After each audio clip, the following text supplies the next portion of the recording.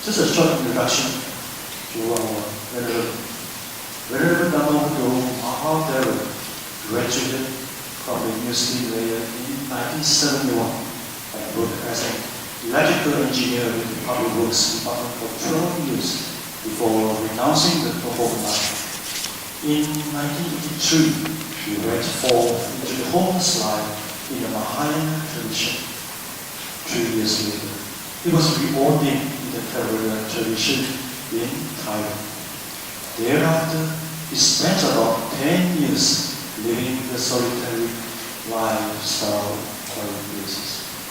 He has written numerous books on Buddhism, for example, Return to the Original Buddha's Teachings, Message of the Buddha, Buddhist Monks' Precepts, Liberation, Relevance of Sutta Vinaya, Only We Can Help Ourselves, and many others. In 1998, through donations collected by his supporters, a 15-acre piece of land outside Timor in Thera was purchased. On this land, Venerable Dhammavuddho established the Vihara Buddha Road Dhamma. In 2012, Venerable helped to establish the Thera Buddhist Council of Malaysia, of which he is now the monastic advisor. Brothers and sisters, let's start tonight's Q&A with my first question to Venerable. Bhante, so much has been spoken on the importance of attaining at least the first Theriya path, that is, the Sotapanna. Bhante, what is the best way for a lay devotee to attain Sotapanna?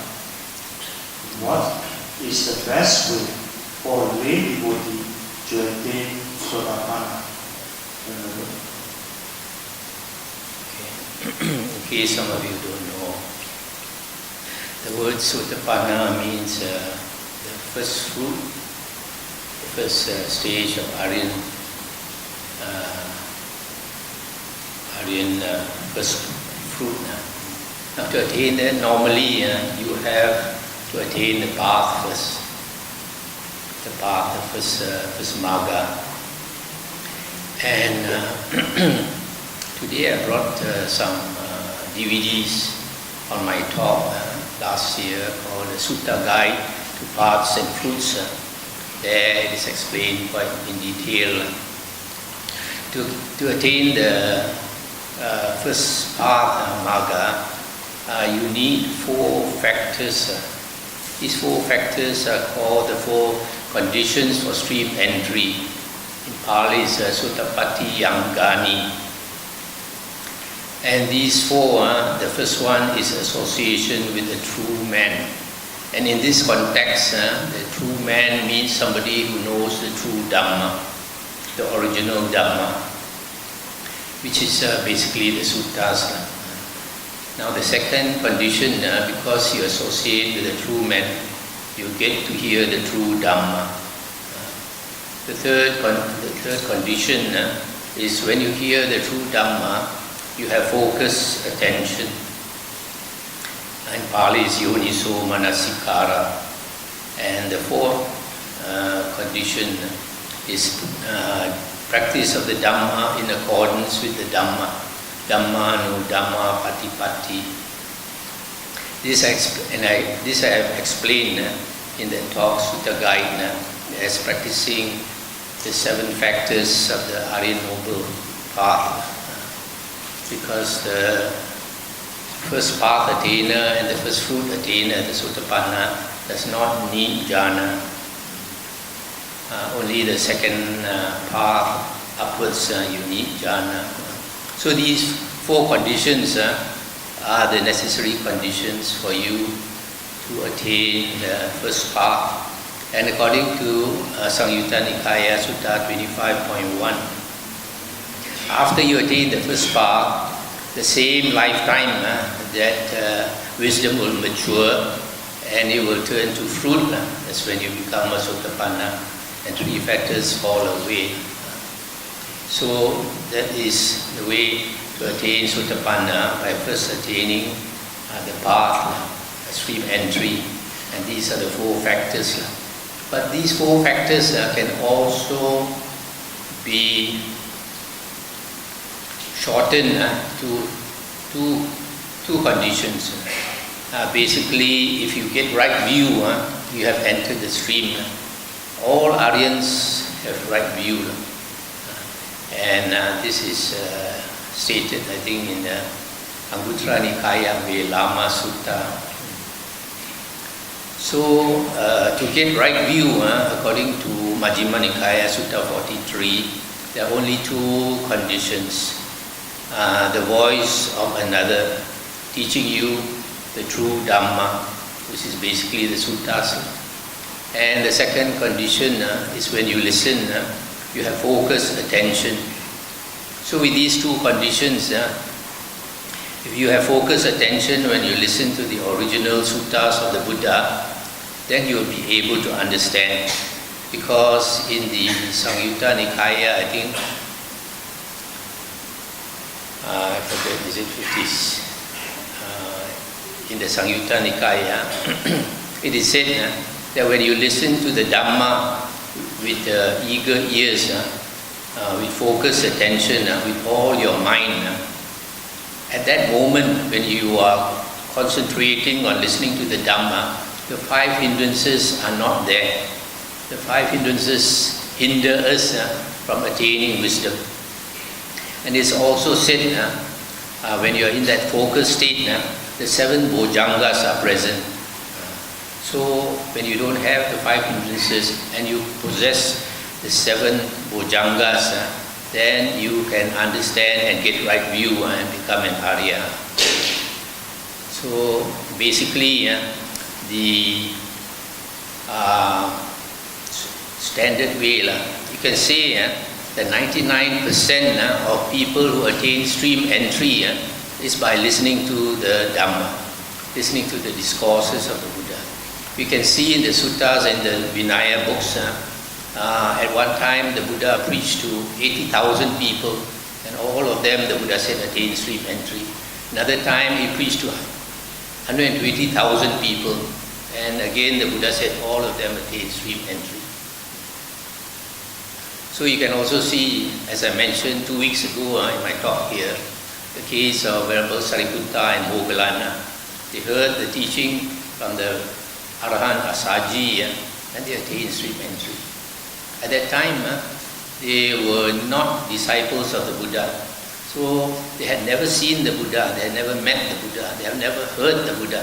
They only heard it from the Venerable Sariputta, only heard it from the Arahant, and he attained stream entry. After that, he went back and said the same thing to Venerable Moggallana, and Venerable Moggallana also attained stream entry. So you don't need the Buddha, and then you can see in the case of Venerable Moggallana, you don't need an Arahant to teach you. If a person has attained stream entry, he can teach another person, and that second person can also attain stream entry. And at that time, both of them were considered laymen. They had not become bhikkhus, monks under the Buddha. So a layman, an Arya layman can teach another person, and that person can attain stream entry. Only thing is you need to be intelligent. If you are intelligent, then when you listen to the Dhamma, you can understand the various implications of the Buddha's words. If you are not intelligent, you won't be able to grasp the implications. Okay? Thank you very much for the answer. So we heard the first question, and we have the first answer. So ask that corner, anybody would like to ask the first question?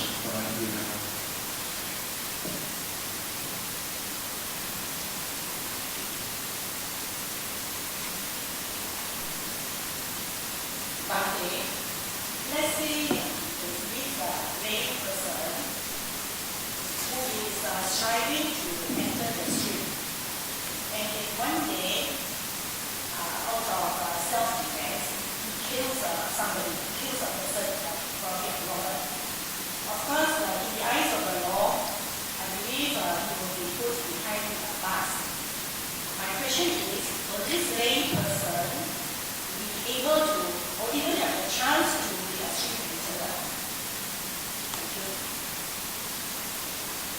So your question was somebody kills somebody else in self-defense, yeah?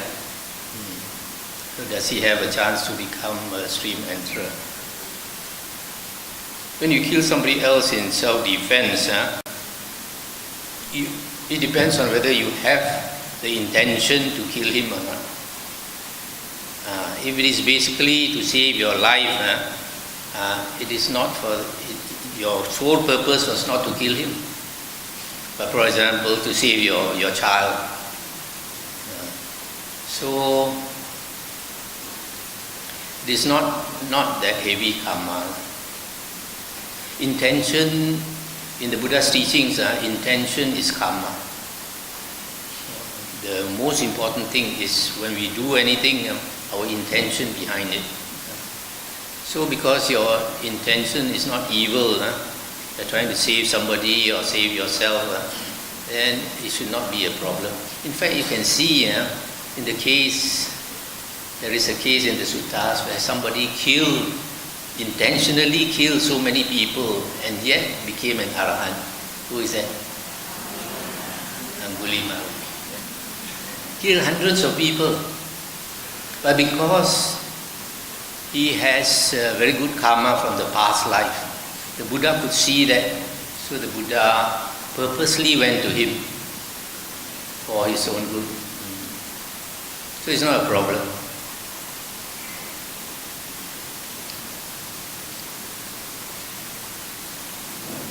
Second question.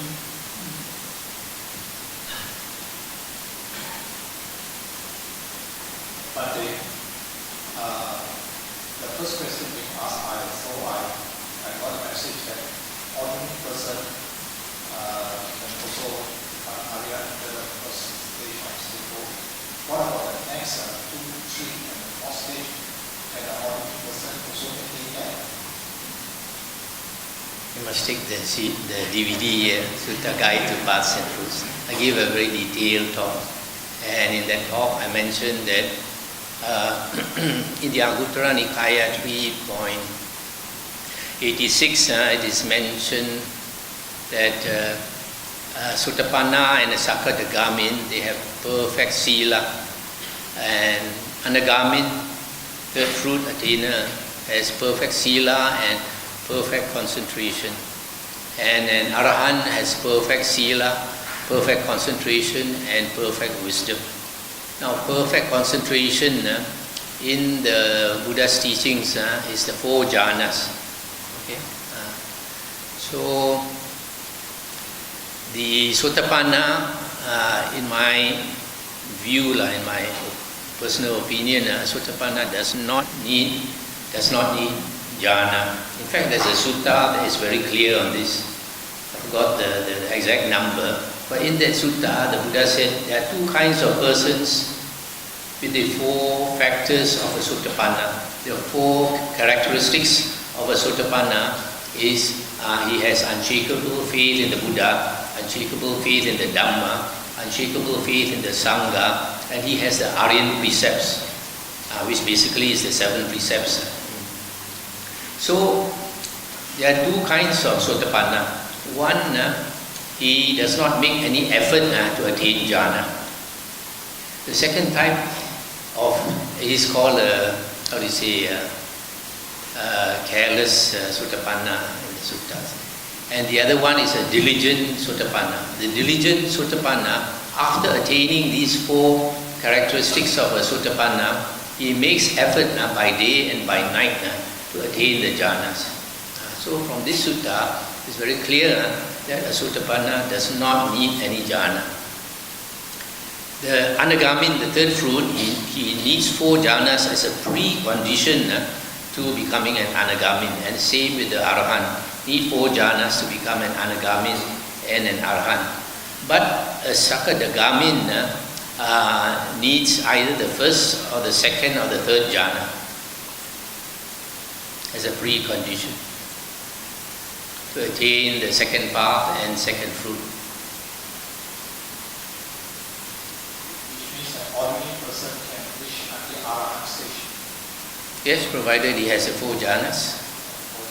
That's the 4 jhanas. Yes. That is a precondition. In the, yeah. What about is it necessary for an ordinary person to go to a party Dhamma in order to put Tomorrow, we are having the Vachana conference. This is one of the things.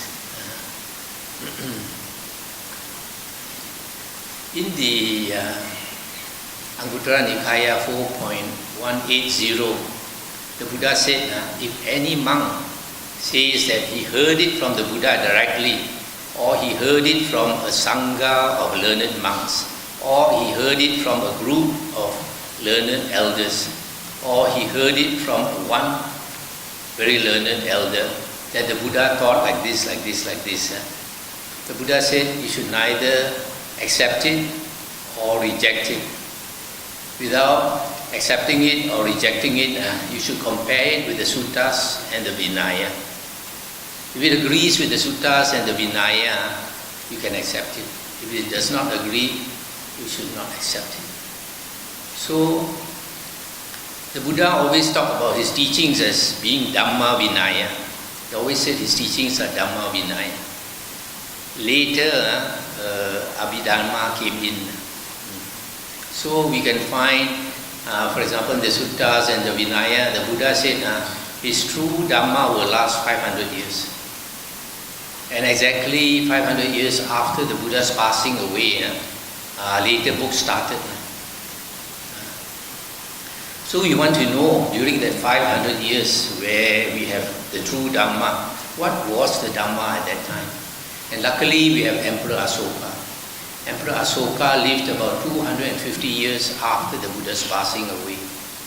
Now Emperor Asoka had a lot of faith in the Buddha and the Buddha's words. So he asked the men to make these stone pillars, something like every kilometer on the road, and they carved out the words of the Buddha. Now after 2000, something like 600 years, they have dug up these Asoka pillars in India, and they found that during Emperor Asoka's time, there were only 5 Nikayas. Only the suttas existed. 5 Nikayas and 5 Vinaya books in Pali. So this is original Buddhism or early Buddhism. The 5 Nikayas and the 5 books of the Vinaya. You will find in later books that they say things that the Buddha did not say. And the Buddha said in the Digha Nikaya, Sutta 29, the Buddha said his teachings on the holy path are perfect and complete. Perfect and complete, it means you cannot make it more perfect. You cannot make it more complete.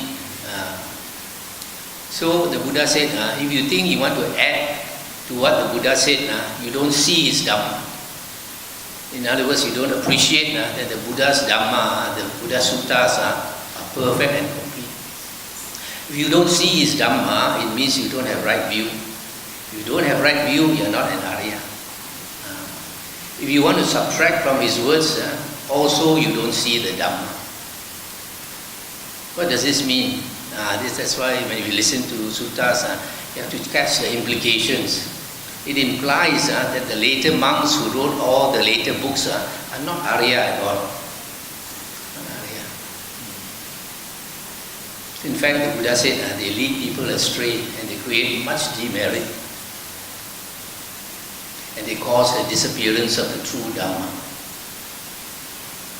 So I was saying, later books say things that the Buddha never said. They add to what the Buddha said, which the Buddha says is not necessary. So you find in our suttas, original Buddhism, the Buddha talked about 6 consciousness. Yeah, only 6 consciousness.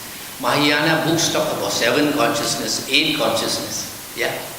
Similarly, Abhidhamma talks about Bhavanga, Javana, Kalapa, Patisandhi Chitta, Chuti Chitta, all these things that the Buddha never mentioned. That is a trait, the characteristic of later books.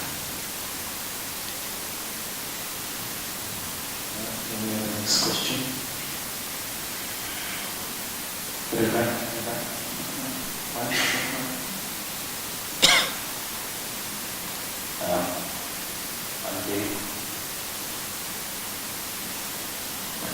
was saying that when Buddha gave talk, 12,000 disciples got Sotapan.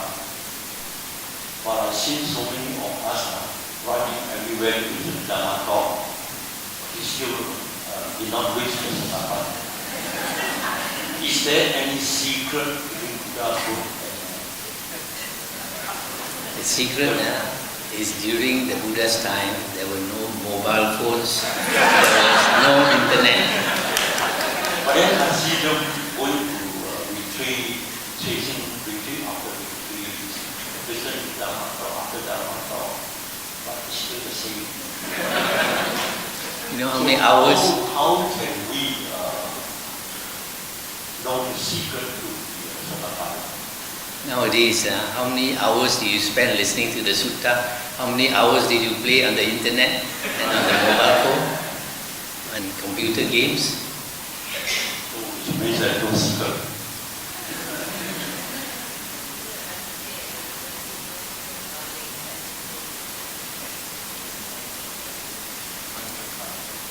Actually, if you go to a Buddhist country like Thailand,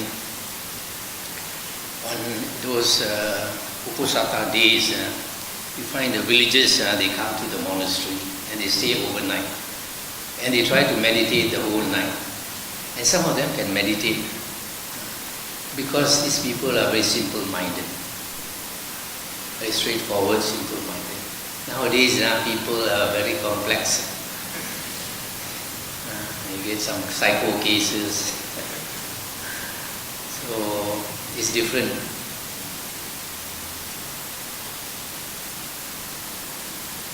Next question, next person at the back. Last row, second last row.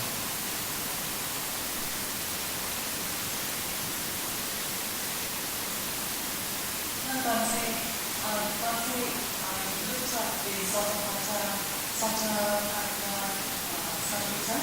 Samhita 55, and I saw the words ... leading to concentration hunting.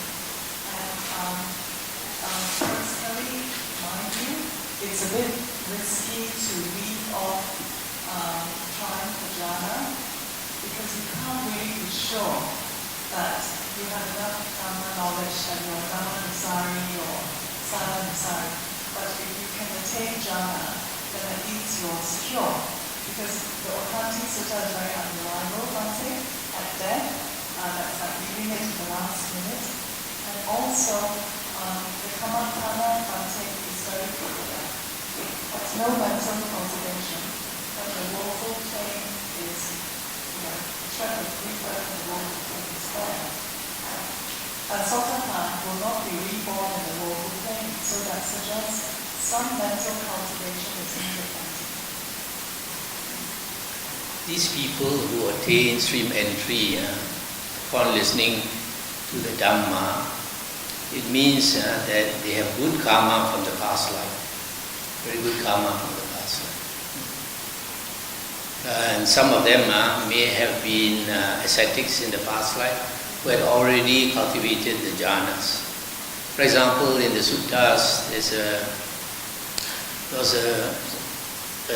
a young man who was from a very rich family, and every day he will amuse himself by drinking liquor and watching the slaves or the maids dancing for him, singing and all that, and he'll be half drunk.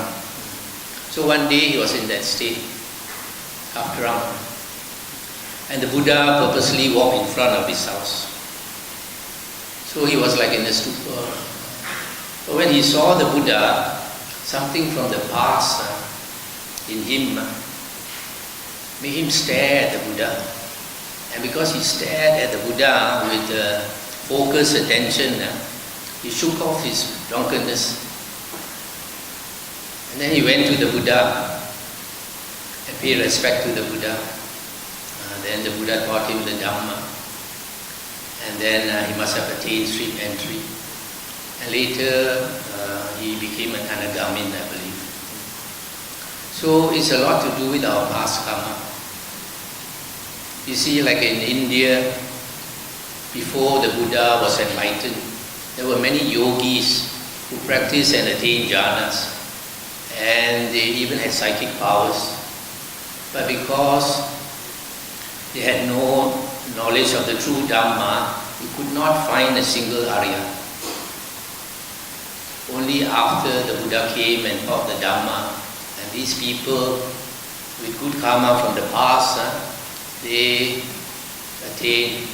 And after they attained, then there were some who renounced and practiced the jhanas. So you find it's mostly got to do with past life karma, not so much present life. Because even when the Buddha was in India, there were still external sect ascetics who refused to follow the Buddha, and they also cultivated jhana, but they didn't become Arya. It is clear from the suttas that only by attaining right view do you become an Arya. Only by attaining right view. And right view only has two conditions: the voice of another teaching you the true Dhamma, and focus attention. Only these two conditions are necessary and you can become an Arya. Of course, if you have been cultivating jhana, and then when you hear the Dhamma, you will attain much faster and maybe become a Sakadagamin or Anagamin or Arahant.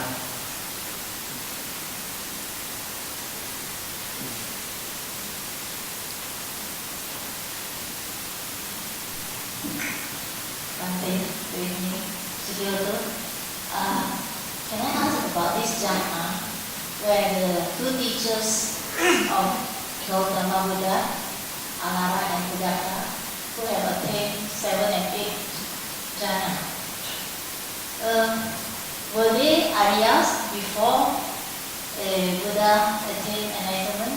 And if they were Aryas, and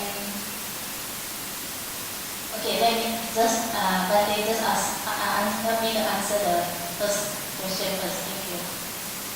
Were they Arya? They could not have been Arya, otherwise the Buddha would not have left them. The Bodhisattva would not have left them. It is because they had no good Dhamma to teach. He could only teach meditation. So the Buddha realized that he cannot become enlightened just by meditation. So the Buddha left. That means by attaining the 7 and 8 jhana also cannot be enlightened.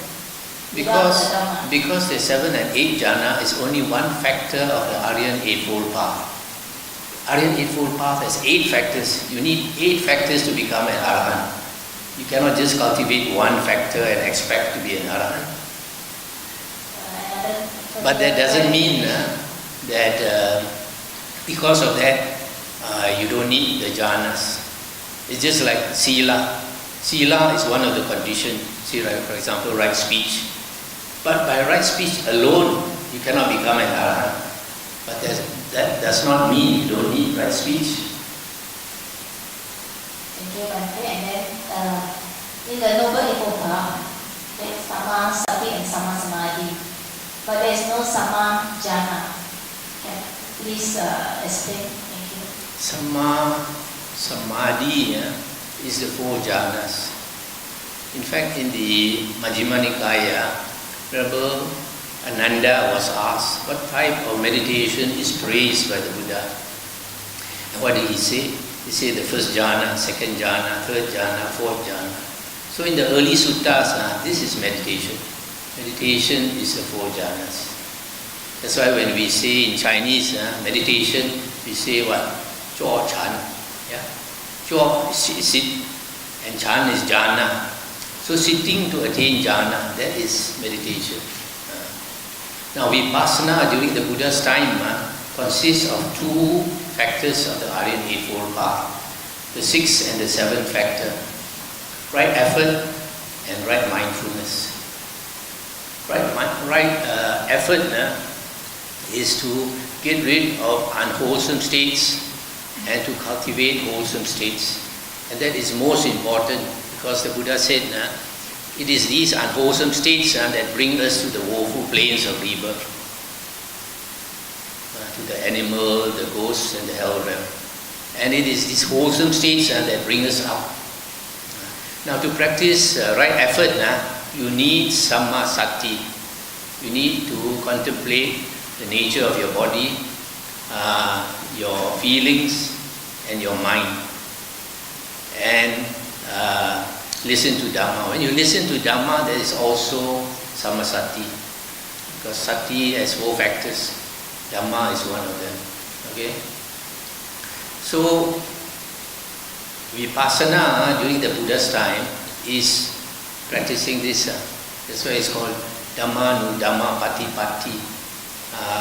This 6 and the 7th factor. So in everyday life, say for example in your working life, you get angry with somebody, you must notice. But you cannot be noticing your feeling all the time.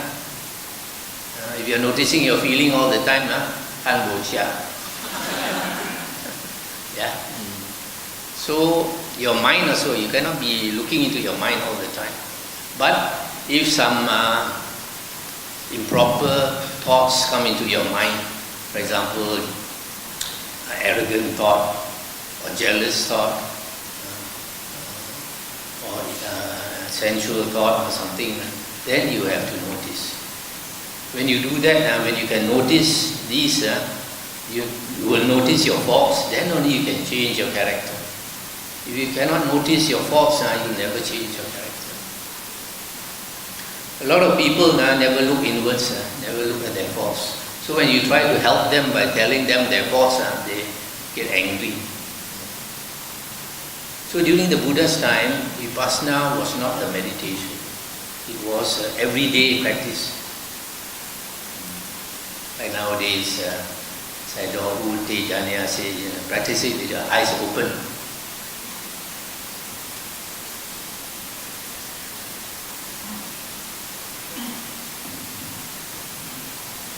We will now read out some of the questions we received earlier through the WhatsApp.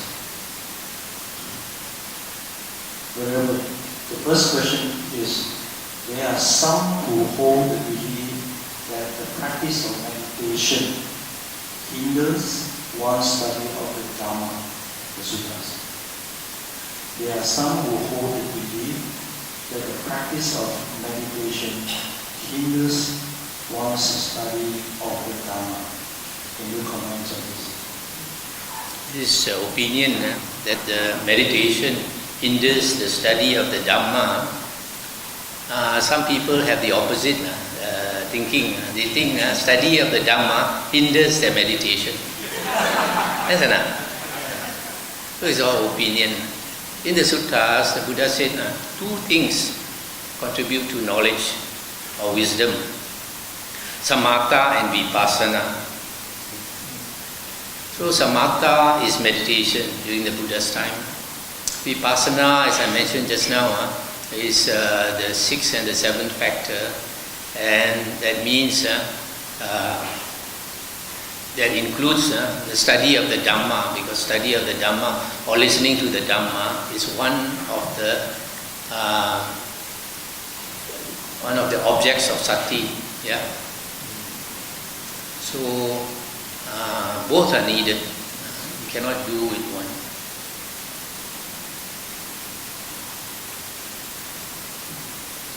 The second question will be about the doctrine of anatta, no self. Someone once said, if there is no I, no me, let me give you a punch in the nose. And then you tell me, if there is no you to feel the pain. But can you kindly touch explain how the doctrine of no self is to be understood? Okay, this no self is a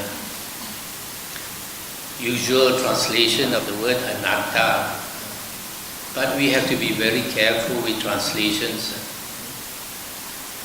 Basically, anatta means there's no thing that is permanent, that is unchanging, that is not dependent on conditions. There's no such thing in the world. Everything is a flux of energy. So there is a meaning of anatta. Sometimes people say no soul. But also that word soul, you have to be very careful. Because the soul, if you look into the dictionary, as I have done, the soul is the spiritual part of man. And it says, often assumed to be permanent. So it is not necessary that a soul is permanent. In the Christian religion and in the Islam, the soul is permanent, everlasting. But I believe in the soul. And for me, the Buddhist soul is not everlasting.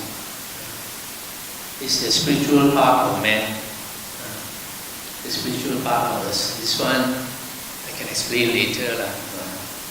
So, the Buddha is called the awakened one. And in the suttas, the Buddha said, the all is in the six senses. The whole world is in the six senses. Because the whole world is actually what? Nama-rupa. Nama-rupa and vijnana, consciousness, arise together and cease together. So Nama-rupa is the object of consciousness. And the object of consciousness has two parts. One is the physical world. The second is the mental world. Our feelings, other people's feelings, our thoughts, other people's thoughts, etc. So that is the meaning of Nama-rupa. So the whole world is Nama-rupa. And this Nama-rupa exists in consciousness. If there is no consciousness, there is no world. Yeah. So the world, being in consciousness, is like a dream. When we dream at night, do we know that we are dreaming? We don't realize. Yeah. Everything is so real, as real as now. But when you wake up, then only you realize it's a dream. So life is like that. Now everything is so real. But when we are about to die, what happens? This world starts to fade. And then you see another world coming up. Changing channel from 3 to 7. So we have been on this channel for some time. The time will come, then we have to change our channel. So when a person is about to die, then you probably see, this world is like a dream. So it's the same with some monks. They attain cessation of perception and feeling. And they go into this state, maximum of 7 days, where consciousness ceases. When they come out of this state, then they realize, just now, for the last few days, the whole world disappeared. Now when the consciousness comes back, and then the world arises in the consciousness. Then it becomes very clear to him that this world is like a dream only, and he becomes an arahant. So, we have not woken up yet. We are still in that dream. So because we are still in that dream, we have that I, that self. This is the conventional self. So because we still have the I, the Buddha talks about karma vipaka, karma and its effect. So you have to be, the Buddha says you have to be very careful of your karma. Because if you're not careful, you create evil karma, you may land in the woeful plains of rebirth. So as long as we have not awakened, everything in this world is real to us. So in the Magandhya Sutta, in the Majjhima Nikaya, the Buddha said that we have been fooled by our mind, tricked by our mind for a long, long time. We have been believing our mind. We have been believing our six senses. Everything that we see, we hear, etc., we think is so real. For example, seeing. we see the world out there and we think the world is out there. But actually when you analyze the world that we see is because of the light impinging on our eyes, on the retina, and then the consciousness arises. And that consciousness is the one that is aware of that world. Yeah. So what we see is not outside. What we see is in our consciousness, in our mind. So because we have not awakened, so everything is real to us. Just like in your dream, In your dream you can also get a punch and you feel it, yeah? And sometimes in your dream, you fall, or you fall down a slope or something. It's so real. Okay? The following question: a lot of us Buddhists have learned and understand Dhamma, but why are we still cannot let go and still attached so hard to our own self, own body, and also sensual pleasure?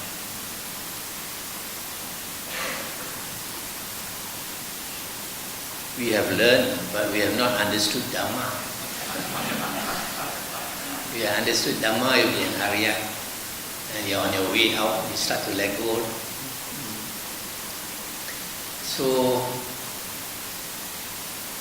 there are 5 things called the 5 hindrances that cover us and make us blur.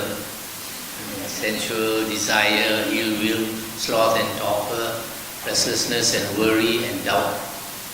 So for some people, these 5 things can be very heavy. For example, you read in the newspapers, an old man raped a granddaughter or something.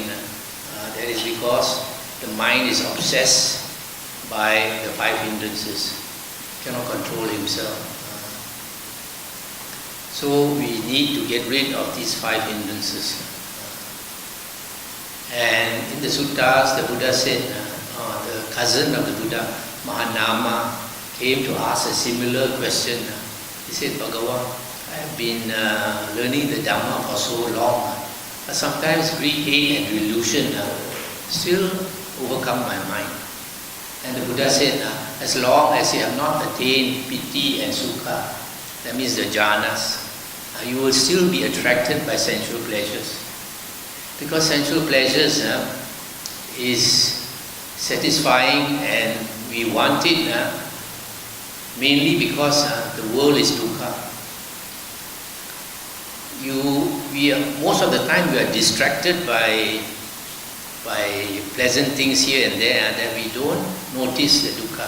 But suppose you're made to stay in your house, don't go out, not allowed to go out every day, and there's no TV to entertain you, no internet. Then you become so bored, When I was a young bachelor, after I come back from work, I look at the 4 walls and I think I'm going crazy. I must go out. So it's like this. When you have nothing to entertain you, you find you're so bored, you're so restless. You need something to distract you. That's why the Buddha said, the only thing that can distract us from dukkha is sensual pleasures, unless you know of a higher happiness, a higher pleasure. And that, the Buddha said, is a pleasure from jhana. Once you have attained the pleasure from jhana, which is higher than even the happiness of some devas, then the Buddha said you can let go of sensual pleasures. And the Buddha said, just like a person who in the human life, he enjoyed life very much, but because he did a lot of good karma, he's reborn in heaven. And when he's reborn in heaven, he looks down on his old friend enjoying sensual pleasures in the human realm. Would he be jealous? He won't be jealous because he's enjoying the most superior happiness, enjoyment. So in the same way, when you can attain the bliss from meditation, then only you can let go. So nature has made beings with the self, and that is for self-preservation. So we find all beings, if you have awareness of yourself, you fight for survival. That is a trick nature has put.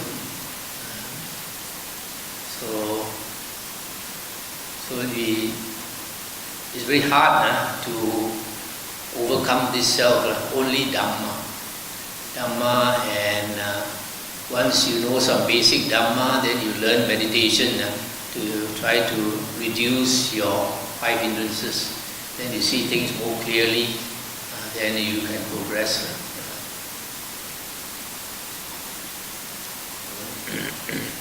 The related question here. We are taught to restrain in our 6 senses. Does that mean, as a Buddhist, we must not have any hobbies, since most hobbies are directly related to our 6 senses? Not really, because the Buddha did not say that we should not have any desires. The Buddha did not say that we should not have any enjoyment. The Buddha said, if your desire is such that it leads to suffering, you should not want it. But if you have that kind of desire which does not lead to suffering, it's alright. So same with hobby. If you have the kind of harmless hobby, it's okay. For example, you like to go swimming or you like to go bicycling. It's good for you because you need exercise.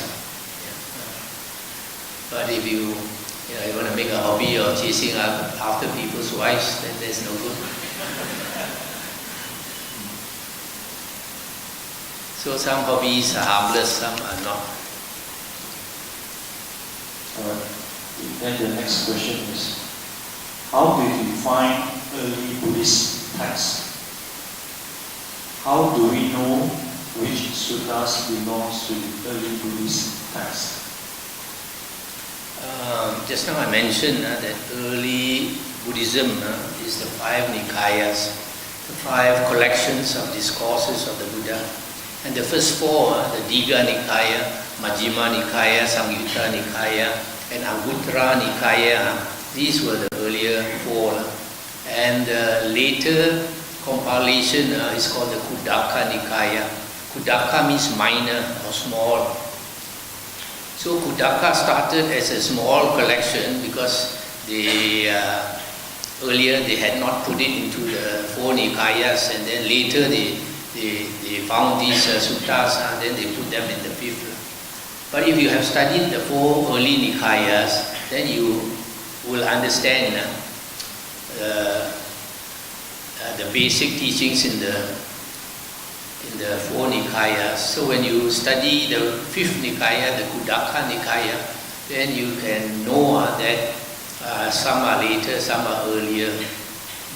For example, those paritas, a lot of the chants came later, it was not during the Buddha's time.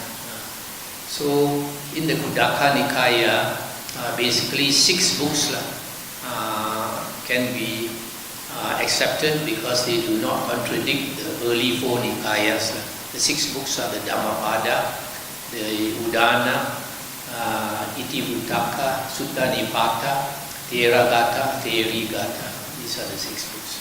So this is early Buddhist text, the 4 Nikayas plus 6 books of the Khuddaka Nikaya.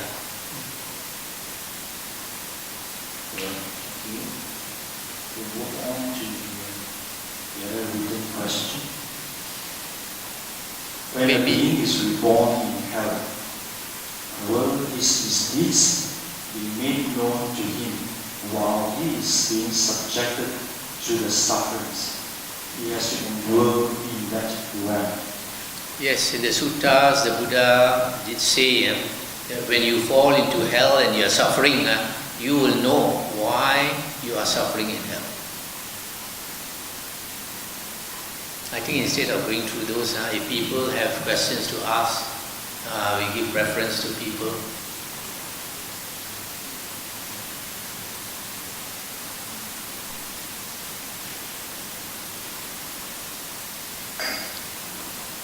Good evening, Bhante.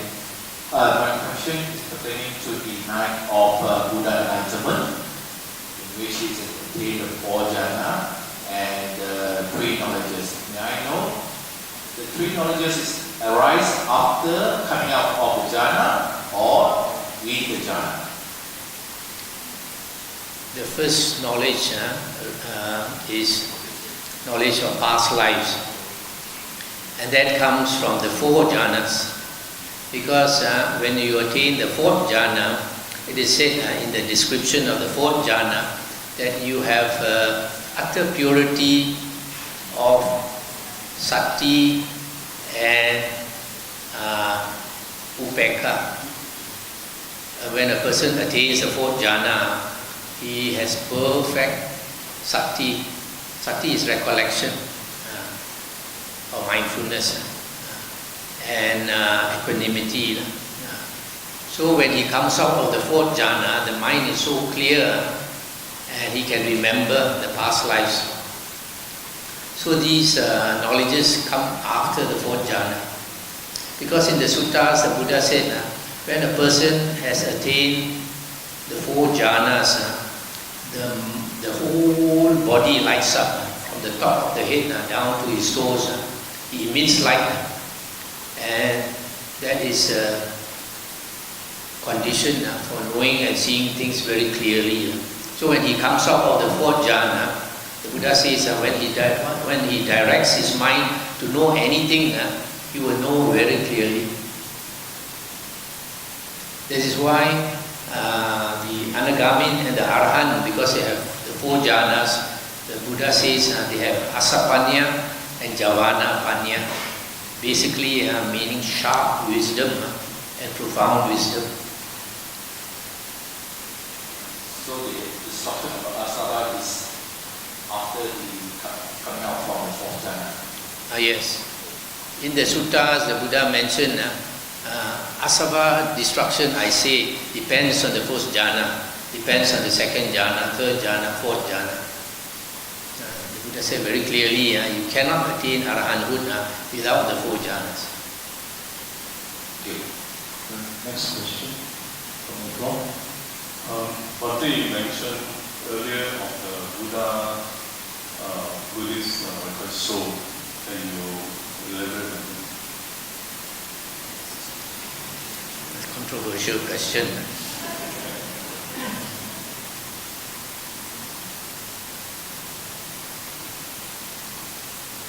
Recently, somebody sent me or sent us this. I think what's through WhatsApp, or I think it must be WhatsApp, about a doctor, I think a surgeon in UK of Indian descent. He was a very successful surgeon, made a lot of money, and so he was very busy. So sometimes patients, ask him some questions. Very quickly he would dismiss them. And then some of his patients said that when they were in the sleep state, they get anesthesia, and they go to sleep, and then they are operated on. Some of them said they came out of the body, and they could see everything the doctor was doing, the nurses were doing, but could not communicate. So he listened to them. He didn't quite believe, because he didn't have any religion. So when he was maybe around 60, he I think had prostate cancer or something, and they operated on him. And then to his surprise, during the operation, he came out of his body. And he went up to the ceiling and he looked at his body, and he asked himself, how come I have 2 bodies? I'm up here and I'm down there. And then after a while, he found a force pulling him, and he apparently he was going towards hell. And then when he went to hell, he saw beings screaming and crying and all that. And then he wanted to run away, but the force did not allow him to run away. And the voice said to him, you have been a very selfish man this lifetime. Then he realized, Then luckily, he managed to come back. After that, it seems he gave up his job. So there are some people who experience this. And One old devotee told me, one of the aunties, if you listen to my Dhamma talks here, you would have heard this. This auntie had a very nasty temper. And 2 days before she died, she was sleeping and the Dracula teeth came out so long. 2 Dracula teeth came out so long. And the children tried to cover it, could not cover it. 2 days later when she died, the Dracula teeth disappeared. Now what does it show? It shows that the soul inside, the spiritual part of us, there is a body inside. In Hinduism they call it the astral body. So this astral body is not alien to Buddhism. The Buddha said that he has the ability to draw out his astral body. And sometimes his disciples are meditating and falling asleep, like Moggallana. The Buddha goes to them and then asks them to make effort. So the Buddha is able to take out the astral body and come back, the golden body. So again, it is said in the suttas, if somebody karma is so bad that he is going, after death, is going to be reborn in hell, what happens is that the hell beings come up and drag him down to hell. This is in the sutta. So what do they drag? It's not the body they drag. They drag the soul down to hell. The soul is just like our human body. This is a flux of energy.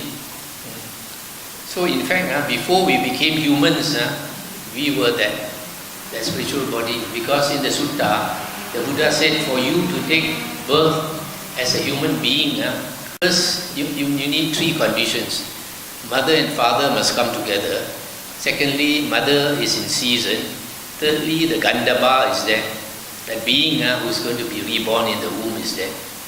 So once the egg is fertilized, this being will go into that egg and then that egg will grow. If that being does not go into that egg will not grow. In books, some books, they say consciousness. It's not just consciousness, it's the 5 aggregates going inside. Because in the suttas, the Buddha said, you cannot have consciousness without the 5 aggregates. Consciousness must come with the 5 aggregates.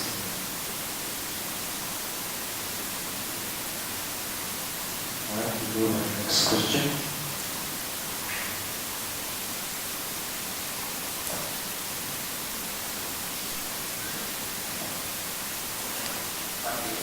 This one is talking about jhana, second, third, and fourth jhana. Apparently, before the Buddha found the truth, he was taught to until he attained the 8th jhana. Is that a wasted effort or is that an unnecessary jhana? No, it's not. It's not unnecessary. It's just that without the Dhamma knowledge, you cannot become enlightened. You have the jhanas plus the Dhamma, then you can become an Arya. You only need until the 4th jhana, no need to reach until the 8th jhana. Yes, 4th Rupa jhana is enough. But if you have the Arupa jhanas, it's also okay. If you can attain the Arupas, the Buddha also encouraged his disciples to attain the Arupas. Further question from the floor?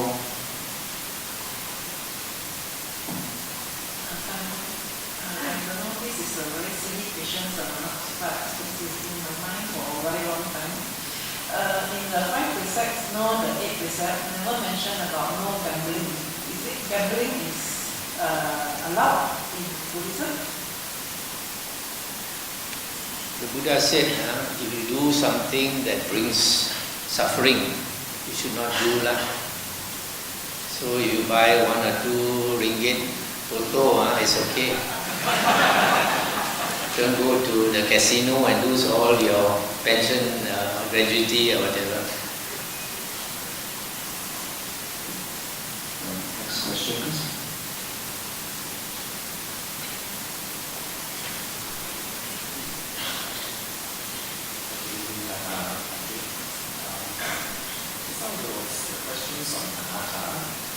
So on the first stage of the same Buddhism, the first eliminated is the Sakaya Ditti.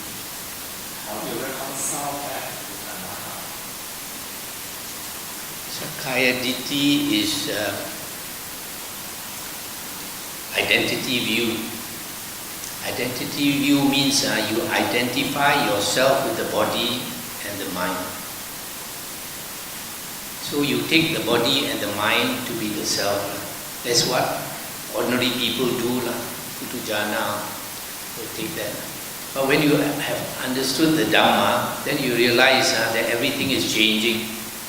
In fact, science tells us that our body is changing all the time. Cells are being born and old cells die. So the Buddha said our body is just like foam. You know, when you wash your clothes, you use fab or something, you stir the water and a lot of foam forms. If you look at this foam, into this foam, you find bubbles breaking as new bubbles are rising and old bubbles are breaking. So our body exactly like that. So science tells us that every 7 years, all the cells in our body are changed. So the body that you had 7 years ago is different from the body you have now. All the cells are different. So the mind is changing even faster. So when we understand that, then we realize the body cannot be I, it's just a shell only. We're hiding in this shell. And the mind also. So when you realize that, then you illuminate this better Sakaya Ditti. But you still have a self. You still have a self. Only the Arahant has no self. So there is Anagamin in the suttas. He said that he realizes that these five khanda, body and mind, is not the self. But he still has a self which is associated with the body and mind. Well, you can't pinpoint where. How is it that at that stage, this conceit, let's say conceit, is only eliminated at the fourth stage? Yeah. Right. So it doesn't mean that at the first stage the person can still feel as conceit. But again, how does it feel? The Sakaya Ditti was no more than, but you can still feel the conceit. The self, it still has a self. So you may be a Sotapanna, but somebody tries to kill you, you will try to defend yourself. But an Arahant has no self. If somebody wants to kill him, you may not struggle.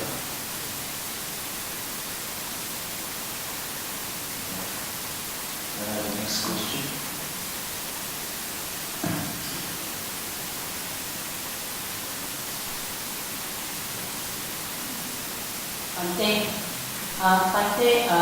This topic of mindfulness stress a lot on focused attention and clear comprehension.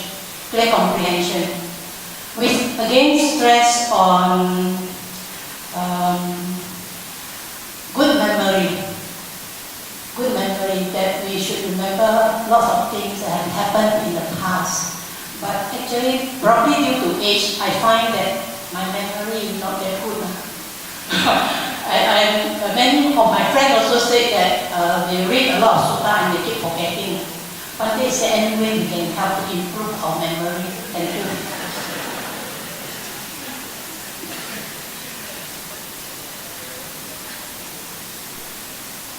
One way is to take alkali-boic acid. Another way is to meditate more. And then as to forgetting the suttas, keep listening every day, keep listening. Now we have this device, everywhere.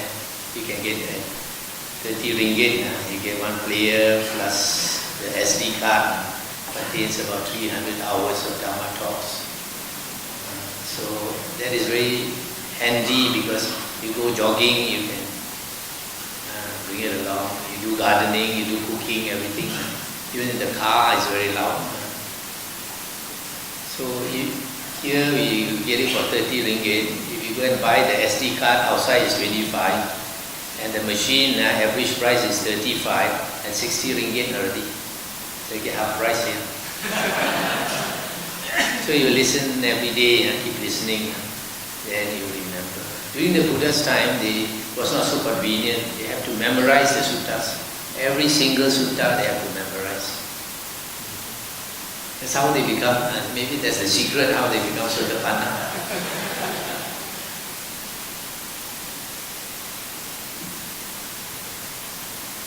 I'd like to ask for the next question.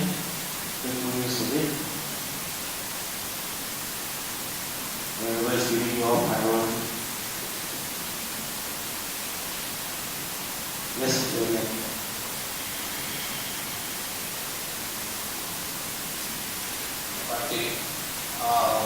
What are the criteria that we need to consider when you want to attend a meditation retreat in respect of the meditation teacher and also the type of meditation? I think that's too personal. You have to figure out yourself. Yeah, good question then. In fact, there's also a similar question to recommend. This is a question on Nirvana. Listen to a lot of talk on Dhammavuddho and mention of Nirvana. Can please enlighten us how to understand the meaning of Nirvana?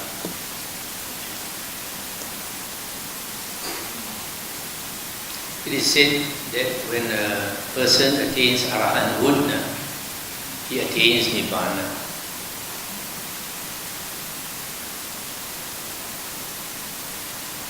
And Nibbana is said to be the destruction of greed, hatred and delusion. And Nibbana is also the elimination or destruction of bhava. When a person attains Nibbana, becomes an Arahant, he destroys bhava. Bhava is existence or being or becoming. This is related to the conceit. As long as we have a self, that's the meaning of bhava. Bhava is a self-view. So when a person becomes an Arahant, he attains Nibbana, destroys greed, hatred and delusion, destroys this view of the self. And then there is the Parinibbana. Parinibbana is when an Arahant passes away. An Arahant passes away, he is said to enter Parinibbana. When he enters Parinibbana, the sixth consciousness ceases. Our sixth consciousness keeps working because of greed, hatred and delusion. Because of craving, you can also say, because of craving. And that is the fuel that keeps us turning on samsara. So, an Arahant has destroyed that fuel, that greed, hatred and delusion that keeps us turning on samsara. So when the Arahant passes away, the sixth consciousness does not continue. That's the meaning of asava destruction. The term enlightenment or the attaining of Arahanthood is called asava destruction, asava kaya. And asava means the flow. The flow. And basically it is the flow of consciousness. As long as consciousness flows, the world exists. And when the consciousness stops, when a person enters Parinibbana, the whole world ceases.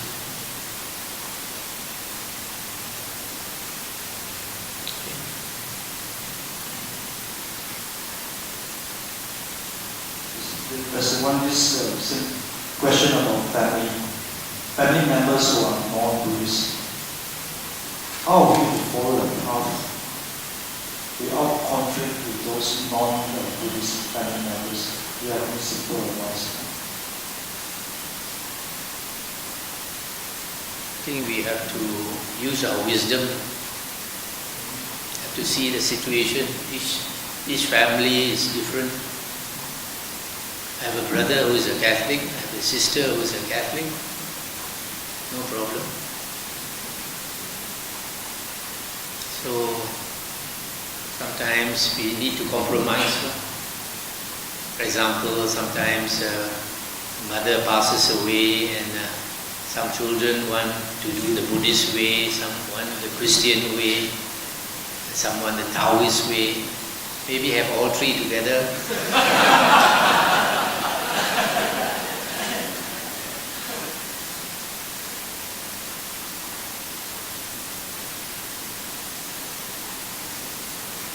You have any question?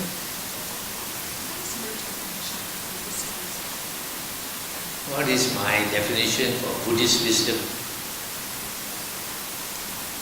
I think that is stated by the Buddha in the suttas.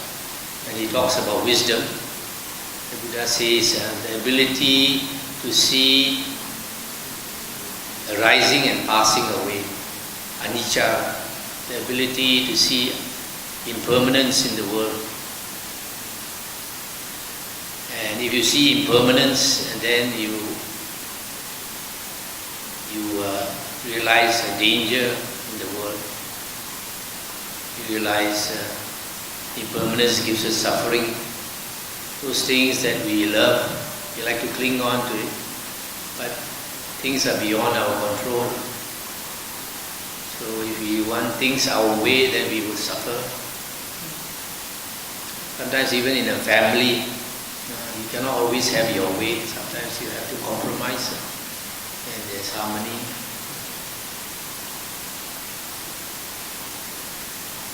Okay.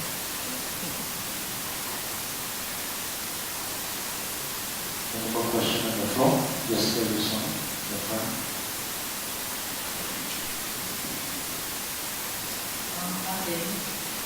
Just now, Bante was mentioning about Sotapan, the perfect in Sila. Yeah, so is it an indicator that the Sotapan, where it takes Sotapan, will be meticulous in the 5 precepts? Like he will not kill, and he will not drink alcohol, and he will not break silence. Okay. The Sotapanna has the Aryan Sila, and Aryan Sila is found in the Aryan Eightfold Path. It consists of 3 factors: right speech, right action, and right livelihood. Right speech has 4 components: not to lie or cheat people. Secondly, not to engage in divisive speech. For example, you hear A saying bad things about B. You don't go and tell B, last night A said this and that. And then the third is not to use coarse speech or coarse language, foul words or loud words. And the fourth is not to engage in idle gossip. So, right speech has 4 precepts.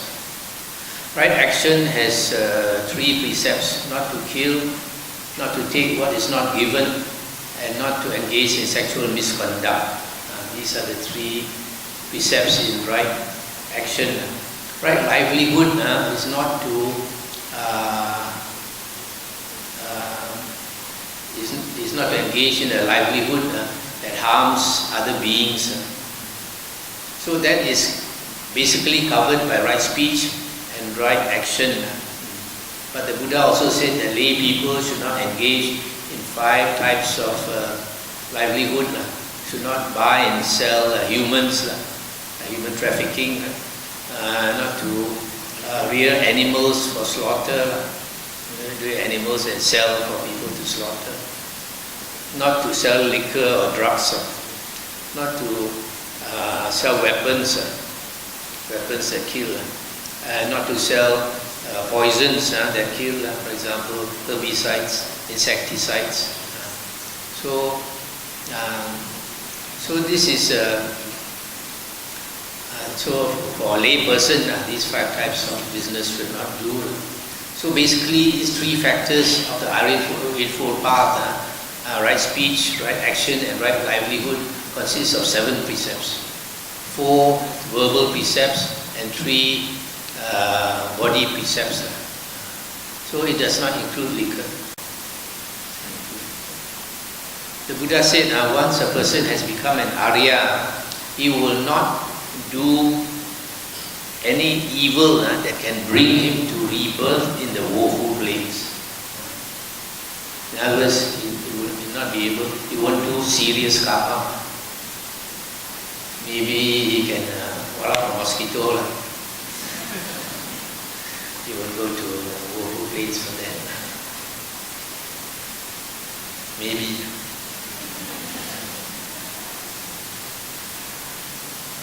Don't say Mante. Say that I can do it. That's the question. But you see, actually a lot of people don't realize this small fellow kills the most humans in the world. Mosquito accounts for most human deaths, more than the wars and all that. I have 2 questions. We'll go to the first question first because it's not related. So the first question is, when human pass away, right, in Buddhism view, which is a better way of handling the body? Is it through the simple burial? I didn't say the lavish kind of like the graveyard, the simple burial or cremation? I think that is a personal choice. Okay. Right. Because Also depends on family members. okay. Because I know Dhammavuddho was actually being buried, right? So that is why we can actually see his relic until now. But I'm not sure how the world has evolved. Like most of the Hinduism and Buddhism people tend to cremate their bodies. When I was, my parents, they were worried that when they die, they have no coffin. So they paid every month or every year to an endowment fund to make sure that they get a proper burial. But later, when my father was old, he said, "What?" He said, "I've seen in Penang, people bury the dead. Only the children will come and sort of tend the grave on Qing Ming, All Souls Day and all that. They come. The grandchildren won't come."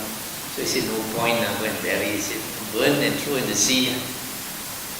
So I also encouraged my mother to do that. My mother said, "Chú lặng này kho đeo tụi về siêu." Life as a human is already so much suffering. You want to burn some more, is even more suffering. But eventually she agreed, burn and throw in the sea. It's the easiest way. Because when I read from the internet, there are certain religions saying that it's better to bury because you actually return, it actually can be a fertilizer to the soil. No, most religions they want to bury so that on the day of resurrection they'll come up again. Yeah. Okay, second question, Bhante. Let's say we know people who is actually a bit inter, but we can see they are suffering. Like for example, people may actually suffer in a midlife crisis. How do we help them? Like some people they actually will come to they are lucky enough to maybe to know Buddhism. I think myself one of them. That we can actually use some education of what so many ways. But there are people who actually feel thinker. So how do we maybe they will be share with them about the good thing of having a religion, but in terms of not having the action, so they don't see it. So is it through the praying or how? Dukkha, suffering, is the best teacher. When we suffer, then we start looking, why me, why me? So, for a lot of people, they don't suffer to that stage where they start looking. So if you try to help them, it depends on whether they want you to help or not. A lot of people, they think, I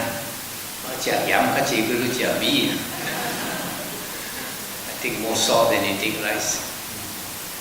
So a lot of people don't want to be helped. You can try it. Depends on their karma. Question from the floor.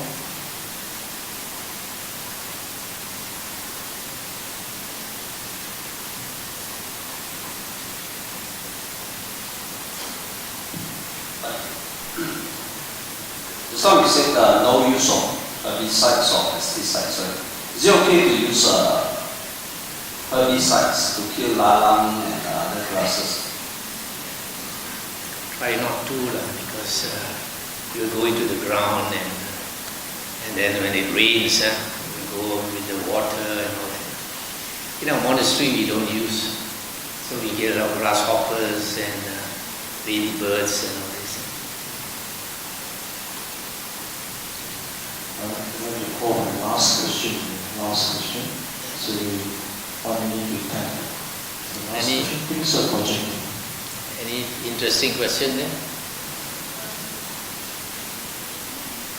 Bante, just now you say don't use the wig or to kill the lalang, but my house got a lot of snail and eating all my plants. What should I do?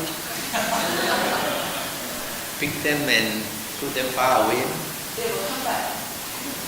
Pick them again.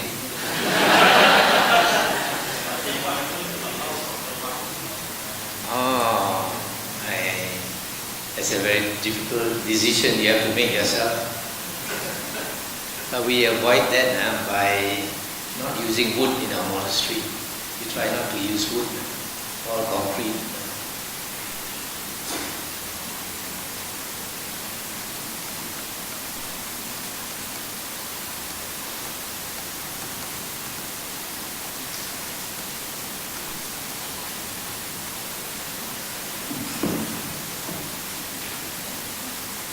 Okay, just to clarify this other question on wisdom. If you read Majjhima Nikaya 111, there's so many adjectives there. Penetrating wisdom, keen wisdom, deep wisdom, sweet wisdom. What do they all mean? It means the fourth jhana. They all mean the fourth jhana. Yeah, in the suttas. So yeah, Majjhima Nikaya, so many types of wisdom. Basically, when you have the fourth jhana, then the Buddha says everything becomes so clear, and then you have all this wisdom. Okay, thank you.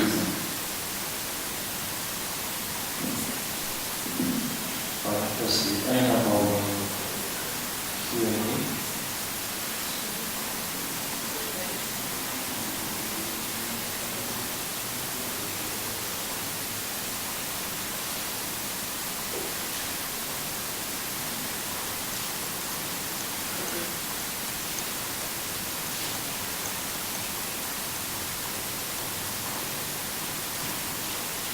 There's a request to Chair Marisa to transfer my service. Oh, she has to. Question itself. With the question, She has to transfer herself. Not be able to think of the question, or many of us will not be brave enough to ask the question in open. You have to transfer yourself. Is that, we are all very grateful to Venerable that time to come over to SGBA to clear our doubts. I'm not sure whether anyone around us have become enlightened after listening to so much. Just a joke. Right, Venerable, thank you very much for the answers, some of the good questions. Many of us have benefited from it. So I would like to request that the Venerable to lead us in the sharing of merits before we end. And before that, I'd like to remind all the devotees is that you have to remove your car by about 10:30 to 10:45 if you are parked your car at the Indian temple, because the Indian temple gate will be closed at 10:45. Just remove your car if your car is over there. Please lead us in the sharing of the answer. There's a request for someone who wish to offer before the sharing of the merits. Can you please come forward? Whoever who wish to offer any requests. Then the issue of confirmation.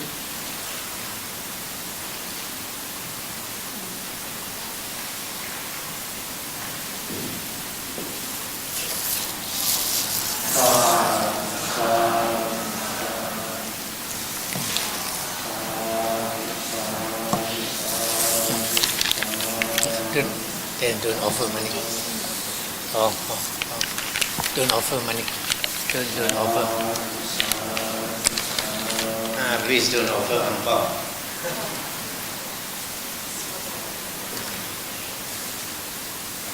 This when we listen to Dhamma or we meditate, generally we don't share the merit. It's my personal view. We share merit or we transfer merit when you do food dana and you offer clothes or robes for Dhamma talk and meditation. We invite the devas to rejoice with us and more dana. Because during the Dhamma talk, some devas and devis will come and listen. Then we invite them to rejoice with us. Because if you get the wisdom, you cannot transfer your wisdom. You only get the wisdom. Come, let's invite the devas and devis to rejoice with us.